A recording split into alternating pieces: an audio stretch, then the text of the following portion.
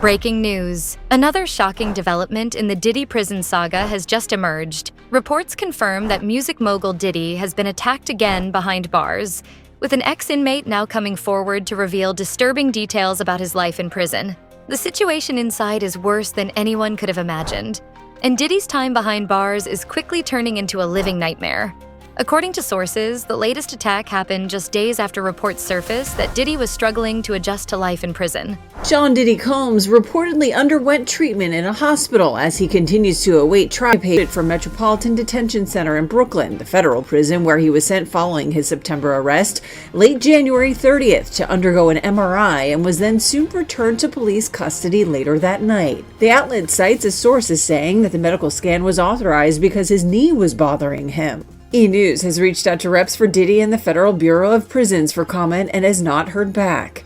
The Grammy winner's attorney, Mark Agnafilo, tells TMZ, quote, "I cannot comment on anything related to prisoner movements. Also, I'm not commenting on anything related to possible medical issues." Diddy had shared in a since-deleted Instagram post in 2017 that he had undergone his third knee surgery in a year. The Federal Bureau of Prisons has neither confirmed nor denied the reports about Diddy's hospital visit. A spokesperson for the government agency tells the New York Post, quote, "For privacy, safety, and security reasons, we do not comment on the conditions of confinement for anyone in our custody to include medical status or medical trips." The hospital visit allegedly took place hours after federal prosecutors filed a new criminal indictment against the rap mogul. Additional charges are included in the new filing, as the original September indictment had referenced one female victim. His lawyer has accused. In a statement to E! News January 30th, he says, quote, "The prosecution's theory remains flawed. The government has added the ridiculous theory that two of Mr. Combs' former girlfriends were not." Diddy has denied all of the charges against him, and his trial is set to begin May 5th. An ex-inmate who once shared a facility with high-profile celebrities has come forward with chilling details about what Diddy is going through behind bars. He describes the prison as a war zone, where Diddy is being targeted by inmates who are determined to make his life a living hell. The former billionaire mogul, who once lived a life of luxury, is now struggling just to survive. Social media is exploding with reactions to this breaking news, with hashtags like #DiddyAttacked and #Justice for Diddy trending worldwide. Some fans are expressing concern, fearing for his safety, while critics claim this is the reality of prison life. The question remains, is Diddy being protected, or is he being left to fend for himself? Reports indicate that Diddy was ambushed in the prison yard during a routine break. Sources say tensions have been rising, with some inmates targeting him for his past controversies and wealth. Witnesses claim Diddy was caught off guard and suffered minor injuries before guards intervened. So breaking news right now, Larry, I am just getting word. People magazine says it's got a source on the inside that tells them. Do your sources confer the same information? Are they saying it was possible? Hey, real quickly, all that commissary stuff, he's not getting any of that because people in the SHU have an abbreviated list. So he's out of luck. No stake for him. All of a sudden, he didn't get bond. Remember, the first night that he was there, he was like an overnight guest. When they told his bond hearing, now they checked him into the system, and reality has hit him. And I understand that he has a shrink coming by his cell to see him several times a day. And now there's talk about putting him in, it's like a bubble. It's like a cell that has like a plexiglass wall in it where they have inmates watching you. That's actually their job, to keep an eye on the inmates that are, I guess some warden told you this.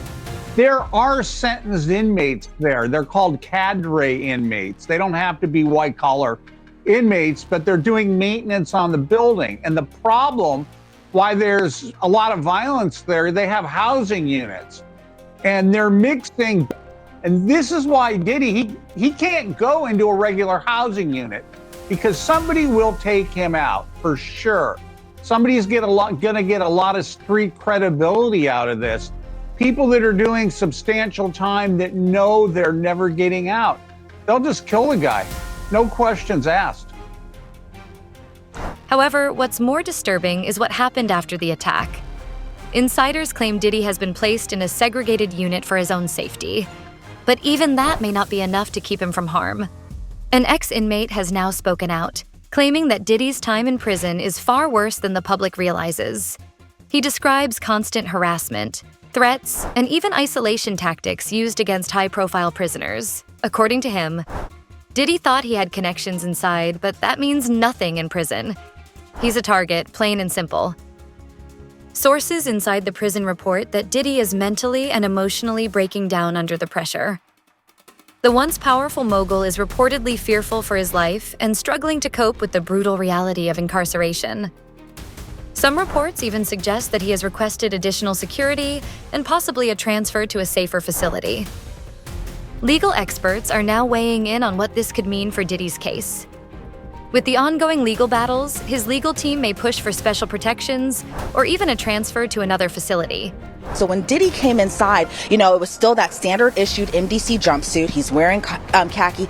From that video of, I think that was obtained by Daily Mail back in September, of Diddy playing hacky sack in Central Park, to now he appeared just astonishingly thinner, which you can expect to be inside a federal detention center for a couple months now. A lot different from the luxury lifestyle that he was living before, but he appeared very noticeably thinner, and maybe being locked up in detention is starting to wear on him. He appeared grayer a little bit as well too, but again, he appeared just like how you would expect Diddy to appear for a hearing. He, when he came inside the courtroom, he hugged his attorneys. He especially hugged Anthony Rico. Then he had hugged Alexandra Shapiro as well too, but then he kept kind of looking at the gallery. Now again, this was at a point where Diddy's sons Justin and Christian weren't inside the courtroom just yet, but instead, whenever they came inside the courtroom, and again, this was after Diddy was already sitting down at the defense table, he looked back immediately, he smiled, he beamed up, he waved at at his two sons, and just kind of gave them like kind of a little bit of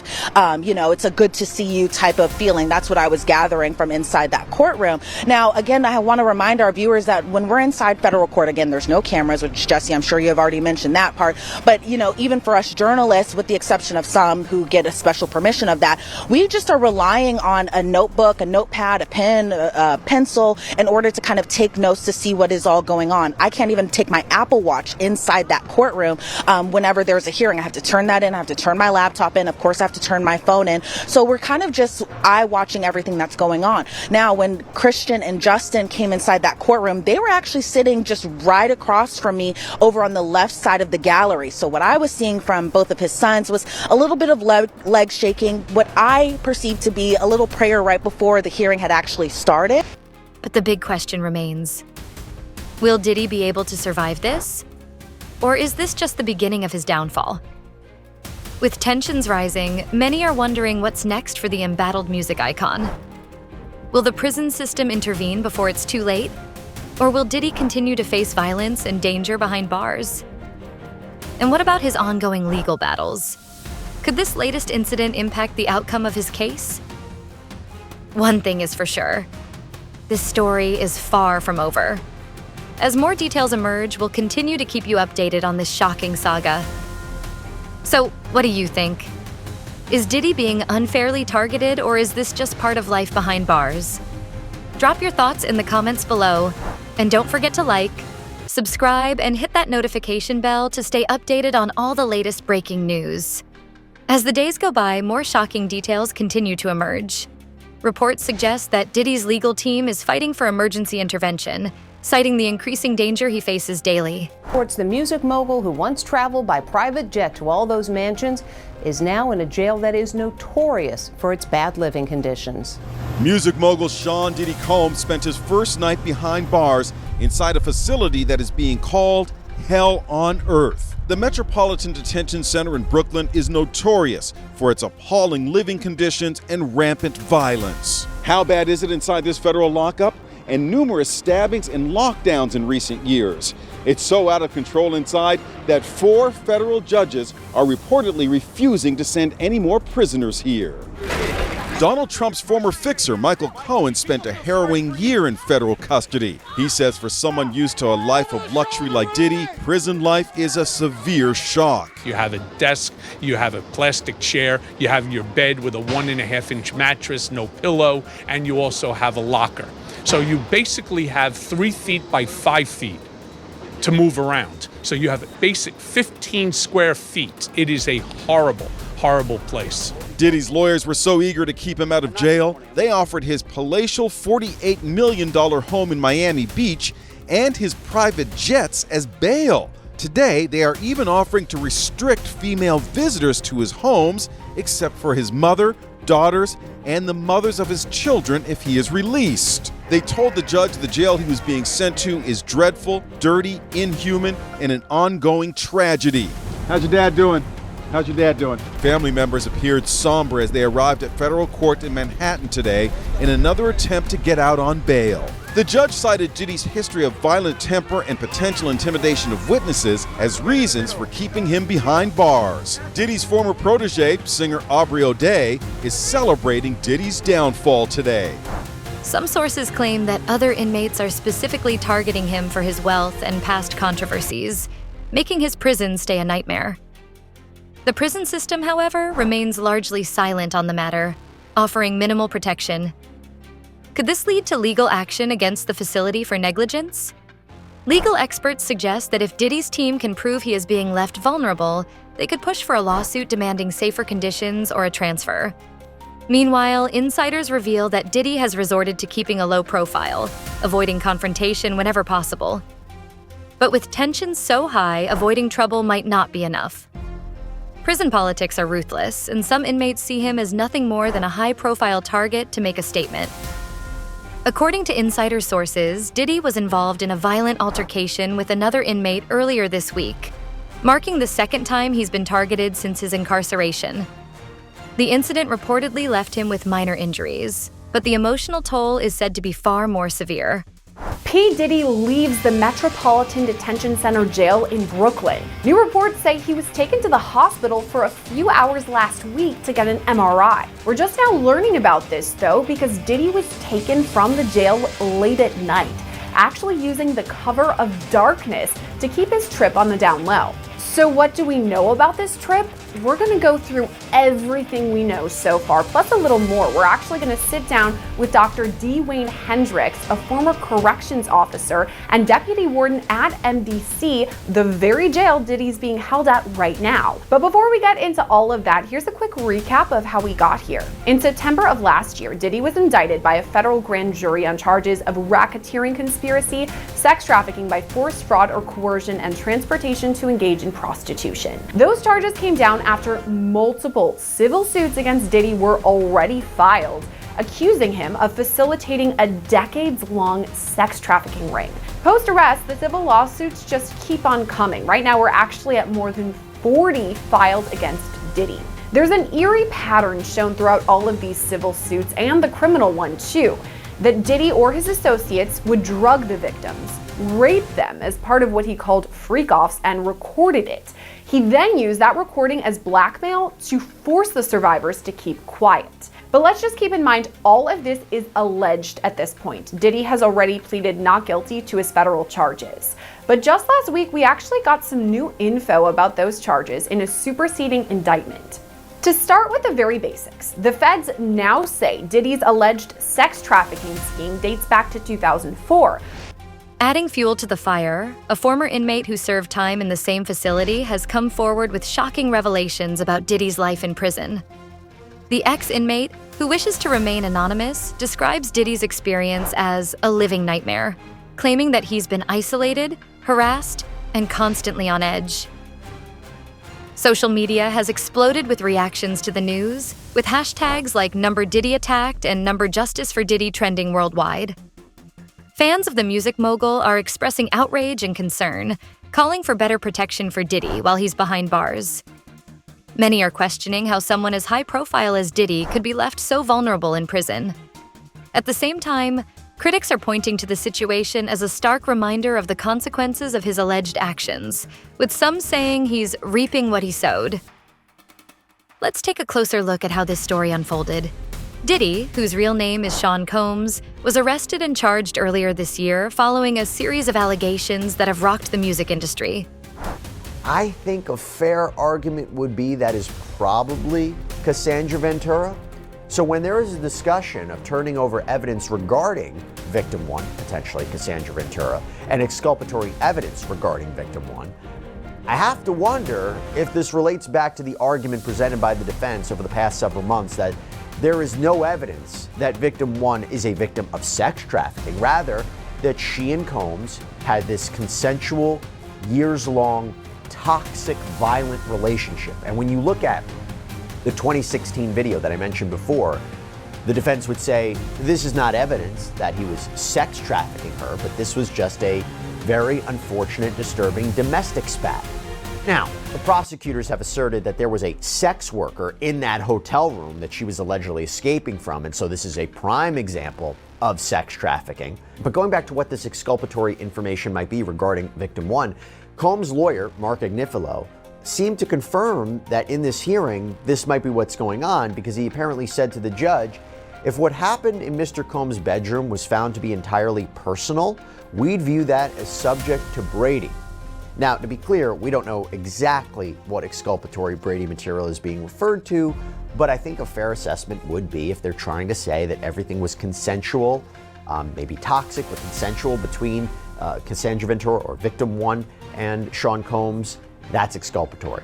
Okay, moving on. Also in this hearing, there was an important discussion about a superseding indictment. You see, it's been reported that the prosecutors here have been presenting evidence to a grand jury and that this investigation is ongoing. So it is possible that Combs could be hit with new or amended charges. The charges range from workplace harassment to more serious claims of abuse, and the case has been one of the most closely watched legal battles in recent memory. Diddy has consistently denied the allegations, calling them false and defamatory. But his life in prison has become a focal point of the ongoing drama. The former inmate, who spoke exclusively to insert media outlet, revealed chilling details about Diddy's daily struggles. According to the source, Diddy has been targeted by other inmates who see him as a high-profile trophy. The ex-inmate claims that Diddy is constantly looking over his shoulder, fearing for his safety. It's hell in there, the source said. He's not built for this kind of environment. He's scared, isolated, and just trying to survive. The source also revealed that Diddy has been placed in protective custody, but even that hasn't shielded him from threats and harassment. Friends and associates of Diddy have been quick to express their concern, calling the situation unacceptable and inhumane. 2 more victims, 2 more women that the feds are calling victims of Diddy and his criminal operation as they've laid it out in this indictment. Remember, before, all they had was victim 1, and we know through things that have been said in court and that are connecting victim 1 to the videotaped beating of Cassie. So we know that victim 1 is Cassie. Victims 2 and 3, who have now been added in this new document, we don't know their identities, but the feds have described them, saying that they are women that Diddy transported for purposes of prostituting them. And they lay out some of the allegations and why they believe that these women are victims. Diddy is telling a different story, has a different view of this, but first, what they said in the indictment, we want to get to that. Yeah, this is really a critical development because Diddy's lawyer has been harping on this case being built entirely around Cassie, who he had a relationship with, and he says the nature of that relationship may have been rocky, but it's not a crime. By adding these two additional women, the feds are sort of bolstering their case, and they're saying these women were also lured and trafficked for prostitution, and he says they were paid by being paid in career opportunities, they were paid in money, and they were paid in maybe their housing expenses and rent being paid, which Diddy is characterizing as, yeah, this is what I do for my girlfriends. So girlfriends being paid their housing expenses is not a crime either. Yeah, so they haven't revealed their identities, but certainly when they describe it like that he's done all these things for them, paid for these things, it sounds like it will be that one or both of them might be someone that we know, that we've seen him out with, because it certainly sounds like they're very close, but we don't know yet. They argue that Diddy, despite the allegations against him, deserves to be treated with basic human dignity. However, others close to the case suggest that Diddy's struggles in prison are a direct result of his alleged actions and the notoriety surrounding his case. Legal experts weigh in, suggesting that the attacks could have a significant impact on Diddy's mental health and even influence the outcome of his legal battle. This isn't just a story about Diddy. It's about the broader issues of safety and accountability within the prison system. The leaked details have sparked important conversations about how high-profile inmates are treated and whether the system is equipped to protect them. Some are calling for reforms to ensure that all prisoners, regardless of their status, are kept safe from harm. Others argue that Diddy's situation is a consequence of his alleged actions and that he must face the realities of prison life. The question remains, can Diddy survive this ordeal? Or will things continue to spiral out of control? Well, I'm a little bit surprised because, asking for sanctions is a pretty aggressive move. And so to turn around and withdraw that motion is a notable retreat from that move. So I wasn't expecting it. And the question is, why did they do it? And I would assume that's what we're going to talk about. Definitely. And I, also want to ask, this letter said they want to withdraw it without prejudice. Why is that part important? Well, without prejudice just means they could bring it again. So you can either withdraw a motion with prejudice, which means it's resolved and we can't bring it again, or without prejudice, which means the court doesn't have to deal with this now, but we're not waiving our rights. We're going to save the right to bring the motion again at a later time. And, as you just mentioned before, I guess we're going to get into, why was this move even done in the first place? Now, Jay-Z's lawyer was previously scolded by that same judge for using inflammatory language against Tony Busby. But do you think that this is a part of a new strategy not to be harsh on the Jane Doe lawyer, instead hope to just get this suit dismissed instead? Possibly. So that first thing you mentioned about the judge's reaction, I have three theories about why this was withdrawn. And the first one is exactly what you said. The judge has already indicated on the record that she's not thrilled with the way the attorneys are going at each other in this. And no judge is. No judge wants to make a case about conflict between the lawyers. Lawyers end up skirmishing all the time. They don't like each other all the time. They accuse each other of bad stuff all the time. And no judge wants the case to be about that. The judge wants the case to be about the merits, about the claims, about the parties, not about the lawyers. While his lawyers scramble to gain legal protections, fans and supporters are demanding action. But in the harsh reality of prison, influence means little when survival is at stake. More reports are surfacing, indicating that Diddy's mental state is deteriorating. Insiders say he has stopped socializing, barely eats, and spends most of his time in isolation. Prison life has taken a toll on his once powerful persona, and he is now a shadow of the mogul he once was. Speculations continue to swirl that Diddy's allies in the industry may step in to push for an early release. But given the severity of the accusations against him, such a move would be highly controversial. Could political or industry pressure change his fate? New footage allegedly captured inside the prison has also started circulating online, showing what some claim to be Diddy being harassed by other inmates. If verified, this could become a major turning point in his case. They were taken from victim one's device, not Sean Combs. So the idea that he kept these videos as collateral or blackmail as a form of power and control over victim one doesn't hold water. And basically they asked the court to amend the protective order that has been put in place in this case to allow the prosecutors to turn these tapes over to the defense. This was an order from the court that dictated how information would be disclosed and shared and disseminated by the defense and prosecution. And as the defense called out in their letter to the judge, the protective order made this video evidence, again, allegedly of the freak-offs, quote, available for inspection only and not electronically produced. They said, court, you need to amend this. We preserve the tapes. And they also argued, by the way, that we need these videos, we need copies of these, because they said that the audio on the tapes, you can barely hear it, and the lighting is very bad, that the images are dark and grainy. So we need our own experts, our own defense experts, to enhance the quality and analyze the metadata. So now, back to Judge Arun Subramanian's order that came down yesterday. What did he decide? Well, Judge Subramanian denied the defense's motion to amend the protective order, but without prejudice, meaning this issue could be revisited.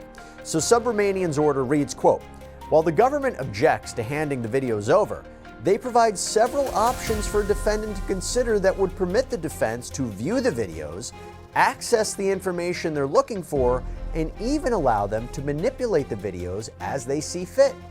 To the extent these options are insufficient, the defense may propose other options to the government. It doesn't appear that the defense did this before raising the issue with the court. The parties should have these discussions, and if they really reach an impasse, the defense can come back to the court. And if that happens, they should be prepared to clearly articulate why they need possession of the videos despite the options furnished by the government. Could this footage serve as evidence of neglect and abuse within the prison system? As the case continues to unfold, one question looms large. What's next for Diddy? Will the attacks and harsh conditions behind bars break him, or will he find a way to endure? And how will this ongoing nightmare impact his legal case and public image? For now, all eyes are on the prison system and the legal proceedings as the world waits to see how this story will unfold. As the situation develops, the media is covering every twist and turn, with fans divided between supporting Diddy or believing this is justice being served. Stay tuned for more updates as we continue to follow this explosive story. We'll see you in the next video.